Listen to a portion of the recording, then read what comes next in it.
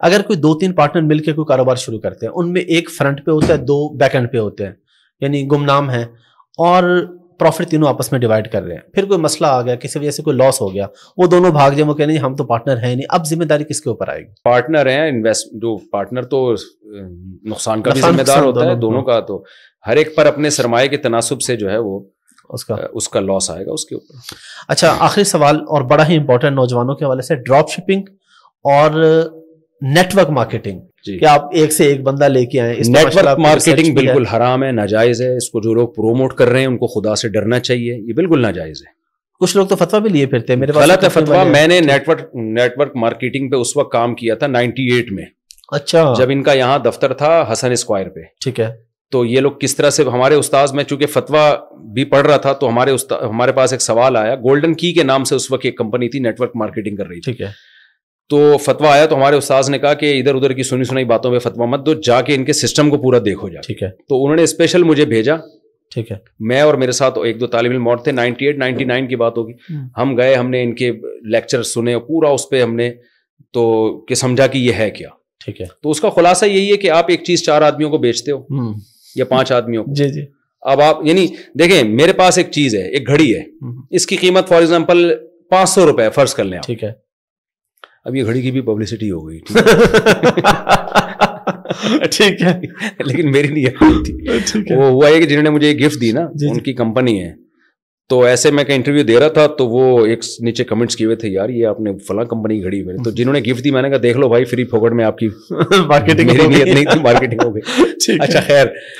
تو اس کا اب میں گھڑی بیچنا چاہتا ہوں، مجھے پتا ہے 500 روپے کی ہے مارکیٹ میں، فرض کریں. ٹھیک ہے. تمیز سے نہیں بکے گی، وہ کوئی بھی نہیں لے گا. ٹھیک ہے. اب یہ جو ہوس جن کا ہے نا کہ غلط طریقے سے ہم نے پیسہ کھینچنا ہے، جی جی جی، ان کا یہ مائنڈ ہے کہ یار ٹھیک ہے، یہ 500 روپے سے زیادہ اس کی ویلیو نہیں ہے، کوئی بھی نہیں لے گا. تو وہ چند شاطر دماغ بیٹھے، انہوں نے کہا کہ یار اس کو نا جب سیدھی انگلی سے گھی نہیں نکلتا تو ٹیڑھی انگلی سے نکالا جاتا ہے. انہوں نے کیا کیا، یار یہ 4 آدمیوں کو ہم بیچتے ہیں، بولتے ہیں کہ یہ ہم سے خریدو. ان کو ہم ایک آفر کرتے ہیں کہ ہم نے تو تم 4 کو یہ پہنا دی ہے. کوئی بھی چیز نے پہنانا، جو کراچی کی اصطلاح ہے، ٹھیک ہے، اس معنی میں پہنا دی. اب ہم تمہیں لالچ یہ دیتے ہیں کہ تم نے بھی ہر ایک شخص نے 4 کو پہنا دی نا، تو ان کا کمیشن بھی تمہیں ملے گا. ٹھیک ہے. یہ شرطی فاسد ہے. ٹھیک ہے. ایک آدمی اپنا پیسہ داؤ، اور اس چکر میں 500 کی گھڑی وہ 2000 کی لے رہا ہے. بالکل. اب یہ جو 1500 4 آدمی لوگ داؤ پہ لگا رہے ہیں، یہ اس لالچ میں کہ ہم آگے 4 کو یہ پہنا دیں گے. پہنا دیے تو یہ 1.5 نکل آئیں گے، زیادہ نہیں ہے تو یہ ڈوب جائیں گے. ڈوب جائیں گے، بالکل ایسے ہی. تو یہ کسی شرعی اصول کے تحت پیسہ کمانے کا نہیں ہے وہ. اچھا، اس میں کہتے ہیں لوگ نقصان کیا ہو رہا ہے بھائی؟ سب کو فائدہ ہی ہو رہا ہے نا. لاس کیا ہو رہا ہے کس کو؟ لاس ان آخر میں لوگوں کو ہوگا جن کو 4 پہنانے کے لیے بندے ملیں گے نہیں. تو ان سب کا پیسہ سمٹ کے نا ان ہاتھوں میں آئے گا. تو اس پہ جامعۃ الرشید کا بھی فتویٰ ہے، بنوری ٹاؤن کا بھی ہے، دارالعلوم کورنگی کا بھی، جتنے بڑے بڑے ادارے ہیں سب کا باقاعدہ فتویٰ ہے کہ یہ ناجائز ہے. اس کو دیکھیں، جائز ہونے کے مفتی تو آپ کو پاکستان میں پتھر اٹھائے مل جاتے ہیں.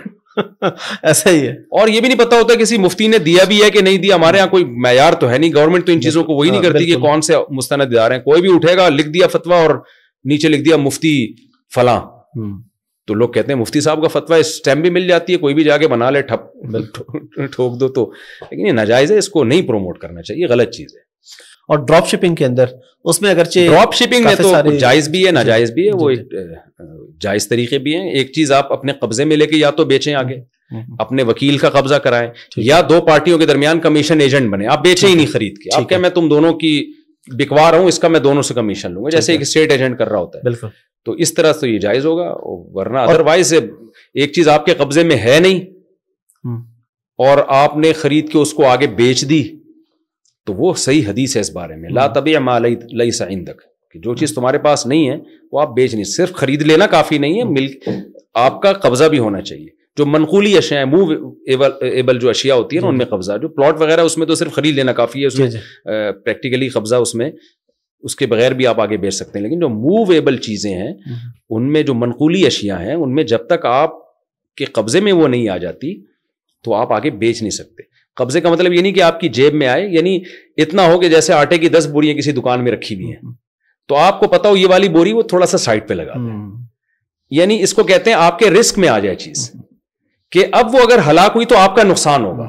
اس کنڈیشن میں چاہے 1 سیکنڈ کے لیے آئے وہ، اگلے ہی سیکنڈ میں آپ بیچ دیں, لیکن کم سے کم ایک دفعہ آپ کے رسک میں آنا ضروری ہے. ٹھیک ہے, کیونکہ صحیح احادیث میں یہ بات ہے کہ جس چیز کا آپ زمان نہیں اٹھاتے آپ اس پہ پروفٹ نہیں لے سکتے. ٹھیک ہے, مثال کے طور پہ دیکھیں آپ کے پاس ایک پین رکھا ہوا ہے, ٹھیک ہے, یا موبائل ہے, جی, میں نے یہ موبائل آپ کے اس کیمرہ مین کو بیچ دیا, میں نے ابھی آپ سے خریدا نہیں ہے, ویسے ہی پوچھا یہ کتنے کا ہے, آپ نے کہا یار لاکھ کا ہوگا, میں نے 1.5 لاکھ کا ان کو پہنا دیا. ٹھیک ہے, اس کے بعد میں آپ سے خرید رہا ہوں, ٹھیک ہے, اور میں بیچ رہا ہوں, یہ ناجائز ہے. ٹھیک ہے, وجہ اس کی ہے کہ جب میں نے ان کو بیچا میں نے 50,000 یہاں سے کمائے, ٹھیک ہے, اس وقت یہ چیز آپ کے زمان میں تھی, میرے زمان میں نہیں تھی, نہیں, یعنی ٹھیک ہے, چوری ہو جاتی تو آپ کا نقصان تھا. ٹھیک ہے.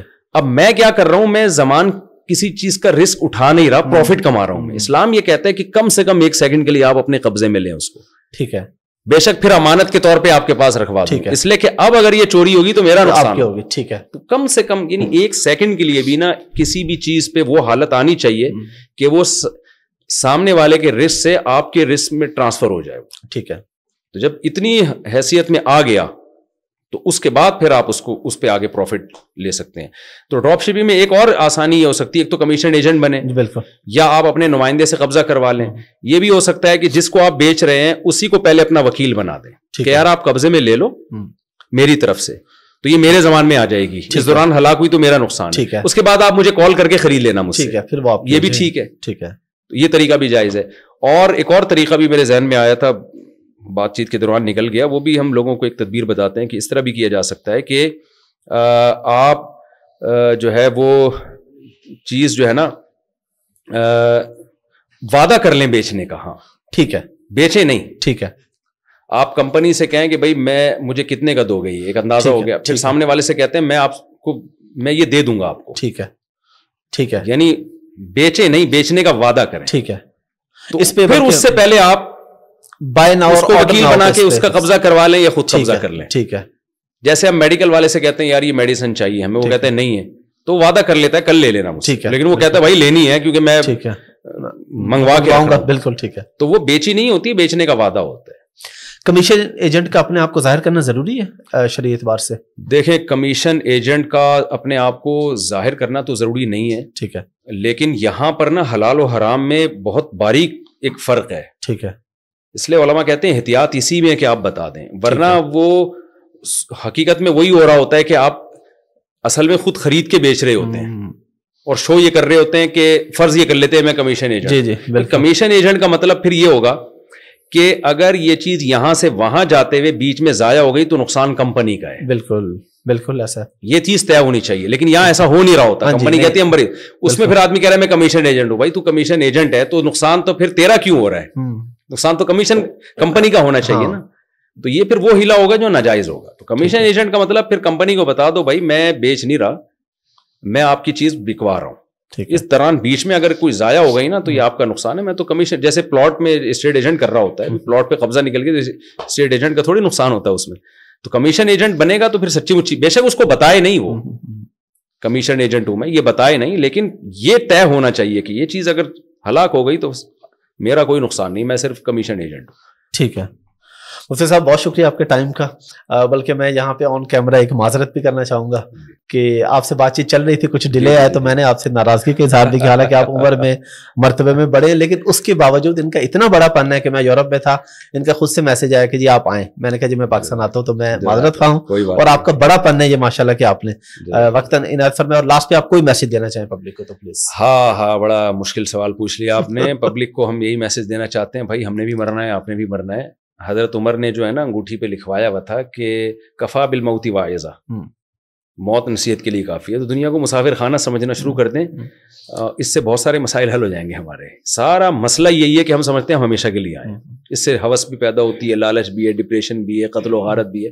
جب آپ نے فرض کر لیا یار ہم ٹریولنگ میں ہیں, سفر میں, تو سفر کبھی مشکل سے ہو تو آدمی منزل کا سوچ کے خوش ہو جاتا ہے. تو قرآن اور سنت کی یہی تعلیمات ہیں, دنیا کو ہم مسافر خانہ سمجھیں. اس کا سب سے بڑا فائدہ ہوگا, اللہ آپ کو ایک ٹینشن فری زندگی دے گا, خوشیوں بھری زندگی دے گا. جزاک اللہ, بہت شکریہ. جزاک اللہ, تھینک یو.